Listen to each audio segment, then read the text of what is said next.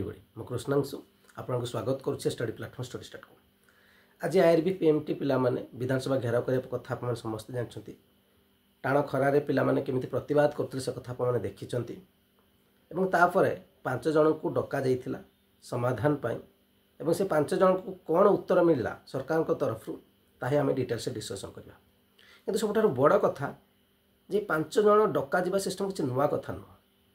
OSSC RI ERI ଅମିନ ICDS SFS କଥା ହେଇଯାଉ ଫରେଷ୍ଟର କଥା ହେଇଯାଉ ଏସବୁ ପ୍ରୋସେସରେ ଯେତେବେଳେ କନ୍ଦଳ ସୃଷ୍ଟି ହେଇଥିଲା ଏକ୍ଜାମ୍ କ୍ୟାନସେଲ୍ କଥା ହେଇଯାଉ କରପ୍ସନ୍ର କଥା ହେଇଯାଉ ସେତେବେଳେ ସେଇ 5 ଜଣଙ୍କୁ ଡକା ହେଇଥିଲା OSSC ଅଫିସ୍ ସାମ୍ନାରେ ଆପଣ ଜାଣିଥିବେ ଯାହାର ଭିଡ଼ିଓ ମୁଁ ଦେଖେଇଥିଲି ଏବଂ ସେମାନେ ଆସି ଯେତେବେଳେ କହିଥିଲେ ହଁ ସବୁକିଛି ପଜିଟିଭଲି ନେଇଛି ତାପରେ ରେଜଲ୍ଟ ଆପଣ ସମସ୍ତେ ଜାଣିଛନ୍ତି।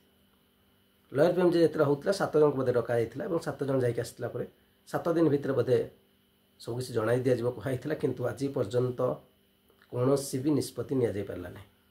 ତେଣିକି ଯାହା ହେଉ କିନ୍ତୁ ଷ୍ଟୁଡେଣ୍ଟ ଏଗେନ୍ଷ୍ଟ କରପ୍ସନର ଆବାହକ ବିଭୂତିଭୂଷଣ ମହାପାତ୍ରଙ୍କର କହିବା ଅନୁସାରେ ସେମାନେ ଯେଉଁ ଯାଇଥିଲେ ମୁଖ୍ୟମନ୍ତ୍ରୀ ନଥିଲେ ତାଙ୍କର କହିବା ଅନୁସାରେ ଆପଣ ସେ ଭିଡ଼ିଓ ବି ଦେଖିପାରିବେ।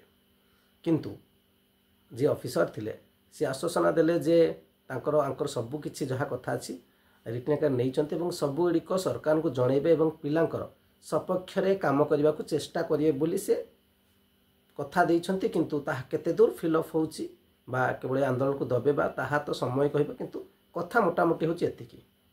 ଏଇ 5 ଜଣ ଯେଉଁ ଯାଇଥିଲେ ଏହାପରେ ସରକାର ଏ କଥା ଶୁଣିବେ କି ଏମିତି ଭୁଆଁ ବନେଇକି ଛାଡ଼ିଦେବେ ସେଟା ସମୟ କହିବେ ଏବଂ ଆପଣମାନେ କ'ଣ ବିଶ୍ୱାସ କରିବେ ସେଟା ଆପଣଙ୍କ ଉପରେ ନିର୍ଭର କରେ। କାରଣ ପୂର୍ବରୁ ଯଦି ଆମେ ଦେଖିବା ସେ ସିଚୁଏସନ୍ ଗୁଡ଼ିକୁ କୌଣସି ବି ସଫଳ ମିଳିନି।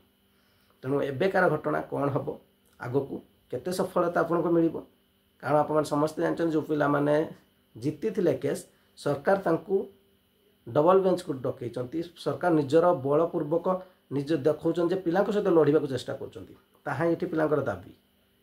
କିଛି ପିଲା ଅଛନ୍ତି ଯେଉଁମାନଙ୍କୁ ପୂର୍ବରୁ 18 ବର୍ଷ ହେଉନଥିଲା ଏବେ 18 ବର୍ଷ କ୍ରସ୍ କରିଯାଇଛି 23 ବର୍ଷ ଜେନେରାଲ ପିଲା କ୍ରସ୍ କରିଯାଉଛି ଯେଉଁମାନେ ଏକ୍ଜାମ୍ ଦେଇପାରୁନାହାନ୍ତି ଏହିସବୁ କଥା। ତେବେ ଡିଟେଲ୍ସ ଯଦି ଆଜି ଦେଖିବା ଷ୍ଟ୍ରାଇକ୍ର ଯଦି ଆମେ ସଲ୍ୟୁସନ୍ ଦେଖିବା ଏତିକି ହିଁ ରହିବ।